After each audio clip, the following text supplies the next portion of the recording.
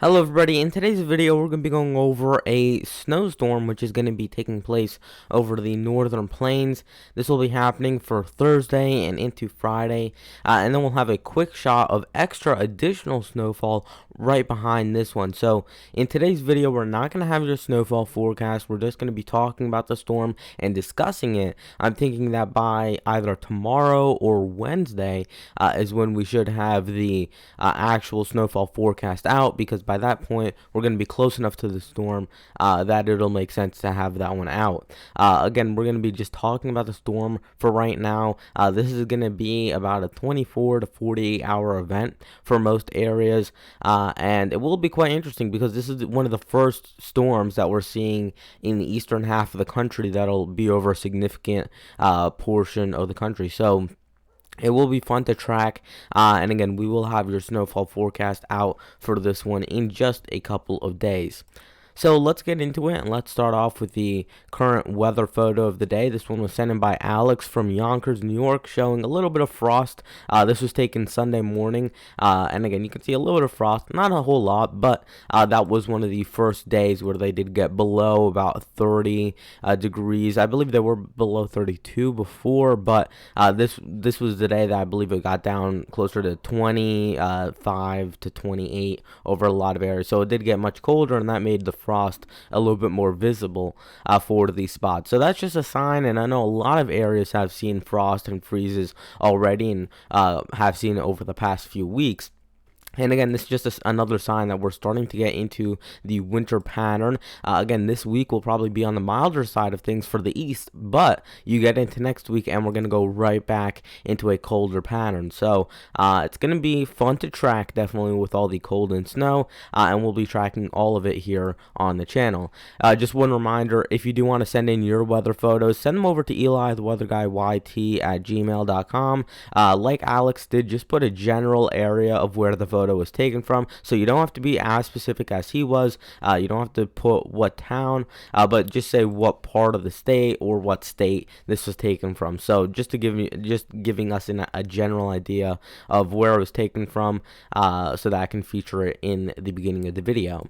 So, starting off with the National Weather Service page, you can see that we do have a few winter weather advisories for parts of California, Montana, and Washington. We have some winter storm watches also up for Washington. We have some wind advisories and high wind warnings up for Washington, Oregon, and California. And then we have some, I believe, winter storm warnings up for Northern California as well. Other than that, we really don't have a lot going on from the Rockies on eastward in terms of watches or warnings. I believe we have a few coastal flood advisories up along Florida, Georgia, and South Carolina. But again, other than that, nothing really too major to note on the watches and warnings. Yesterday we had a high temperature of 91 degrees, 4 miles southeast of Fountain Hills, Arizona. The low temperature was 7 degrees, which was taken 5 miles east of Davis, West Virginia, which is the first low temperature around the entire country that we've seen in West Virginia so far this year. So that's definitely interesting. The highest rainfall report was in Savannah, Georgia, where they got 2.81 inches of rainfall, and the highest snowfall report was 2 miles south of Mount St. Helens, Washington, where they got 18 inches of snow. So of course a very high elevation area, and that's why you saw so much snowfall. For the lower elevations, it was mostly in the form of rain, and even they got right around 2 to 3 inches. So it was a fairly rainy slash snowy weekend for many, depending on where exactly you live in the Northwest. So they have some interesting weather up there, and eventually this moisture will be moving up into the Midwest, where we'll be talking about this snowstorm. So let's start timing this out for you guys. Just to give you a general idea of what's happening, this is by Wednesday evening. We have a little bit of rain and snow mixing in along the southern part of Canada. So really nothing that's going to be too impactful in terms of the United States up to this point. We're not dealing with anything that's going to be down in the lower lower 48 up to this point, but you can see that it is starting to creep closer and closer to the United States and Canada border. So we are getting closer and closer to seeing some snowfall. Areas like Winnipeg up in Canada are going to be in that rainy mix, so it's a mix of snow and rain by this point, which is Wednesday evening. You go up into areas like Alberta and Saskatchewan. It should be drier over there, but you might see some back end snowfall as well. That's definitely a possibility and something that we can't rule out as of right now. So that's going to be something that you want to at least keep your eye on, is some of that snow that might be mixing in north of the border. If we move this on a little bit more to later on Wednesday into Tuesday morning, this is when we first start to see some of that snow and rain mix start to move into northern Minnesota. So these are going to be the areas that are further inland in the wooded areas of northern Minnesota. So you have to get away from that coastal part, right along Lake Superior. You're going to have to get away from areas like Duluth, and once you get northwest of there, that's where we're going to start to see some of that snowfall pick up. So it will be areas that are really northwest of Duluth, a few dozen miles north of Brainerd, that are going to start to get in on some of the snowfall, most likely by Thursday early in the morning. That's going to continue on. There are some elevated spots just northwest of Lake Superior that might get in on some snowfall a little bit earlier than the rest. Here's where the bulk of your snow is going to come in from. So you have your low pressure system right in here, and by this point it's trying to transfer down into Wisconsin. So we have somewhat of a transfer of energy further to the south. As that's happening, it's going to pull all this moisture further to the south as well, and you're actually going to see quite a bit of back end snowfall. So it's going to be of the lighter variety, but into areas like North Dakota, South Dakota, Minnesota, and even as far south as areas like Iowa and Nebraska, we cannot rule out snowfall. And this will even include some parts of Wisconsin, the UP of Michigan, and maybe even a few areas further south than that, getting in on a little bit of rainfall, or a little bit of snowfall actually. So that is going to be something certainly that's interesting to seeing some of that snowfall get that far to the south. Again, this storm is going to continue to spin away by Thursday morning, and it's going to start snowing right along I-94 in North Dakota right around Thursday early afternoon. So you are starting to see over central North Dakota especially getting in on some of that snowfall. It will be very light, so probably not a lot of accumulation to start off. I'm thinking that you're not going to see too much accumulating on the ground until we get to right around Friday morning, because if you notice, here's that 32-degree line. It's just into northwestern North Dakota and then north of the border as well. So these areas to the southeast of there are not in the below 32-degree column. So they're actually going to be a little bit warmer than freezing, meaning that when you get that snow to touch onto the ground, it will probably melt, especially on surfaces like concrete, wood, the top of your car, things like that. That's going to start to melt right upon contact. Once it gets that initial coating and dusting of snowfall, then things will start to accumulate a little bit more. So it is not impossible to see snow accumulate at a decent clip, even when you're at 33 or 34 degrees. The hardest part is going to be getting that first inch or layer of snowfall. Once you get that down on the ground, you should be all set and good to go. So by this point, we're dealing with some snow again into northeastern South Dakota, eastern North Dakota, and this is when it's going to start to impact Minnesota again. So as of this point, which is Thursday evening, that would be November 11th, you can see that we do have some snow into northern Minnesota, but it's really to the outskirts of Minnesota, the northeastern corner, the northwestern corner, and then it's all back in the Dakotas with that lighter snowfall. By this point, once the system is now starting to shift a little bit further to the east, that means that the back edge of your system is also going to be moving to the east once again. So as that back edge of snowfall moves to the east, you'll see some of that snow move into areas like Minnesota once again. So you'll get a little bit of a break from the snow, and then come Friday morning, here comes the snow once again. So it is of the lighter variety, nothing really too intense in terms of the amount of snowfall, but that's just going to continue to stick. And by this point, it is actually fairly cold in much of the Midwest. So this is Friday morning. Of course, this is going to be probably the coldest part of the day, but here's that 32-degree line, and you can see that it is fairly far to the south. We also have 32-degree below temperatures in these areas. So here's your 32-degree line roughly. To the north of this line is where you're below 32 degrees. So these are the areas where you're below freezing, and this is where you're probably going to have some decent accumulation, and any snow that does fall will probably stick within a matter of minutes. You have that little part of eastern Minnesota where you're near Minneapolis that probably won't have as much accumulation right along the Mississippi River. That's just because you are going to be, of course, closer to some of those bigger cities. Those areas tend to be a little bit warmer than the surrounding suburbs and rural areas, and for that reason, areas around Minneapolis, St. Paul, probably not going to be dealing with as much snowfall. But you get into those rural areas to the south, to the west, to the east, to the north, and you will start to get in on some of the snowfall, definitely. Moving this on to Friday early afternoon, the temperatures start to take a little bit of a hit, and they start to move up a little bit. So you're getting now 33, 34 degrees for a lot of areas, and that means that parts of Wisconsin, Illinois, Iowa, Minnesota are now going to start to transition into a little bit of rain. But it is still pretty cool to see that you do have the chance of seeing some of that snow move as far south as an area like Iowa. Now, again, I'm not expecting any accumulation down here, nothing really too significant, but it will at least make for a cool sight for Friday afternoon, where you might see a few flurries out. Again, nothing that's going to stick to the ground really, but it will at least be cool to look out your window and see some snow falling down. And then, of course, this system by this point is in northern Wisconsin, and it's really just fizzling itself out. It's continuing to wrap around itself. You have one band right here, you have another band here, you have an inner band right there, and that system is continuing to spread out, and as it does so, it's covering a larger area, and eventually that's not going to be able to sustain itself, and you're going to start to see it fizzle out and weaken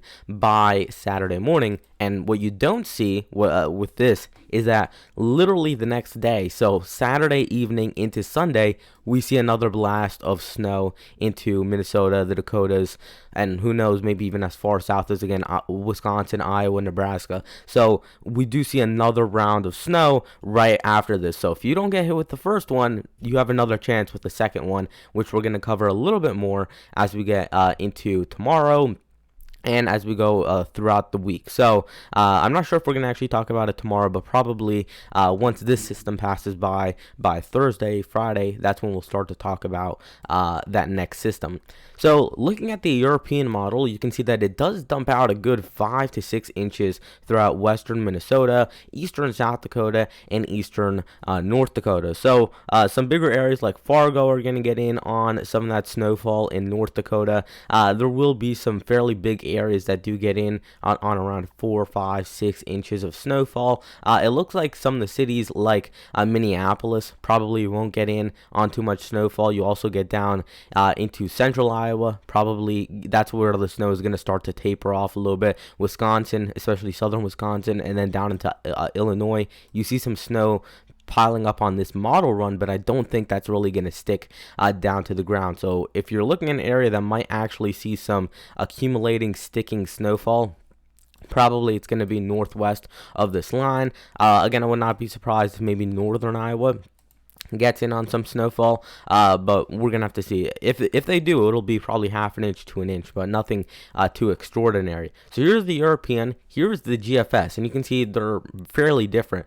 They do both have that like little stripe right here over western Minnesota, eastern South Dakota, eastern North Dakota. It's less defined on the GFS, but they do all have this little area right here that does get a decent thumping of snow. And the only thing that's different is that the GFS doesn't have as much snow for this area, and the GFS also has extra snowfall or additional more snowfall in northern Minnesota, and also for areas like western Ontario, southern Manitoba, southern Saskatchewan. So these areas are getting in on a little bit less snowfall than what the European was showing. And then if we move this on to the Icon, the German model, this one is a little bit further to the east, but the Icon model, I have noticed that some of their snowfall maps are a little bit more spread out, so meaning that they really don't have too many concentrated areas of heavy snowfall in most of their model runs. They just kind of spread it out. You have a general broad area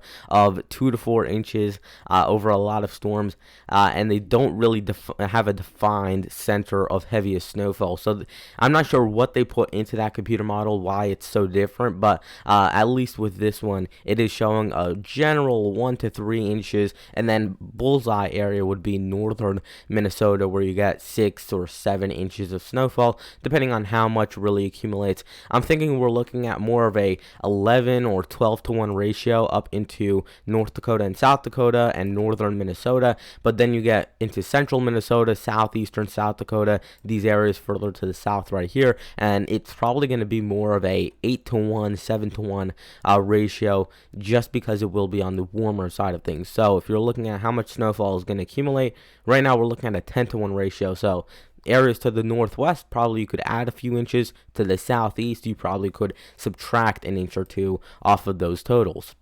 Let's take a look at why this is happening. Here's the Canadian view of the upper air map, which is going to be useful considering that we're dealing with a storm that's fairly close to the Canadian border. So this is going to give us a good idea of not only what's happening in the US, but also what's happening up in Canada. So I do like this view a lot because you do get pretty much the entire US except for the southernmost part, and then you also get all of Canada, which is where a lot of the weather happens. You can see that we do have a low pressure system, which right now is bringing rain and snow to the northwest, but that'll be moving further to the east over the next couple of days. So this is by tomorrow. If we move this on to Wednesday evening and Thursday morning, here's where your low pressure center is. So if you remember, by this point we had snow in this area generally. So we had a little bit of snow into Manitoba, maybe even into Saskatchewan, and then also into Minnesota, and even clipping North Dakota on the European model. So it was bringing snow on that northeastern side, and typically what happens is that these storms rotate around themselves, so you're going to end up seeing that batch of precipitation and moisture is going to fall behind the system and eventually turn onto the northwestern side of the storm. So as the system moves further to the east, like it does by Friday morning, you have that center into central Wisconsin, and then you have on the back end all that lighter snowfall. It will also be windy, so you do want to watch out for that. It will be windy during this event, so you're not going to see that pop up on most maps. A lot of people who are just looking at the surface and who don't pay attention to other factors are just going to look at that, say, okay, you're going to get 1 to 3 inches of snowfall, but one thing that could cause some issues is the wind. So I would watch out for some blowing snow. The snow will be heavier than the usual winter snowfall that you would see in these areas, but I don't think it's going to blow around as much. But still, seeing snowfall, even if it's light or moderate in intensity with wind, can still cause some issues. So you at least want to pay attention to that. Again, that's not going to be something that's going to get covered too much, but you will have some winds gusting up to 20-25 miles per hour or so. So it's not going to be a ton of wind, but mix that with a little bit of snowfall, and of course that could cause some issues. And then here's your next wave. So that system, which was in Wisconsin, has now moved into parts of Ontario and the northeast. So here's your system by this point, and look what happens. We have another one which is coming down. This is by Saturday evening, so the snow stops on early Saturday morning, and now we're getting more snow into North Dakota and Minnesota and Saskatchewan and Manitoba as we get into Saturday evening. So really a non-stop type of pattern, and the reason that's happening is because we have high pressure in the west. We have a little bit of a flow coming in from the Pacific, and it's going around that high pressure and then instantly moving into the Midwest, and then eventually that's going to cause some sort of troughing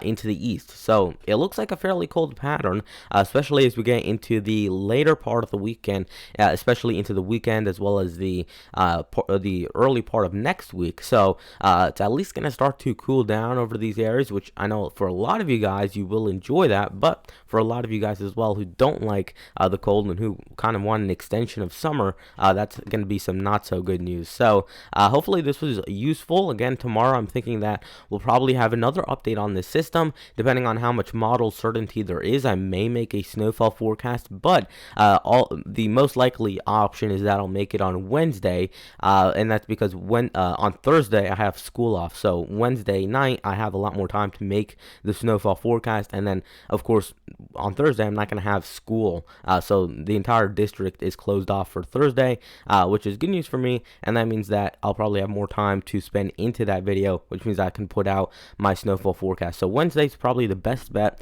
for your snowfall forecast to be out, and then probably by Friday we're going to start talking about the Saturday, Sunday, and Monday storm. So it's going to be all over the place this week. We have a lot to cover, and it'll definitely be fun. It's going to be fun to start finally talking about storms in the east.